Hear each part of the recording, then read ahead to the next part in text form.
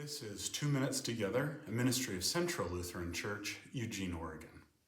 I'm Pastor Ben. This week, we will be doing the back-to-school blessing. Years ago, we called it the blessing of the backpacks, but these days, so many people use laptops that we didn't think backpacks were appropriate.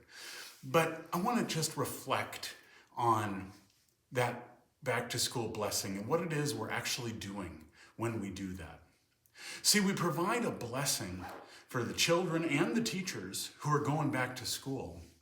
And this is true of every blessing we provide, meaning that we say a word that God is with you and going with you. A benediction, a blessing word, spoken blessing to you as you're heading out. Now, we know theologically that you're blessed whether or not we do this action. But we often do this as a reminder to all of those, especially when they're going through some kind of new thing, new challenge, new transitional time in their lives. In this case, people going to school and a new classroom with a new teacher and new peers. But it's just the same as what we do when we do a farewell and Godspeed when people are moving to a new town.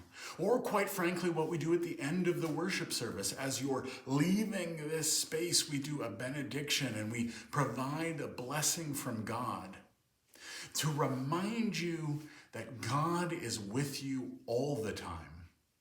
That's true whether or not we're doing a new transitional thing.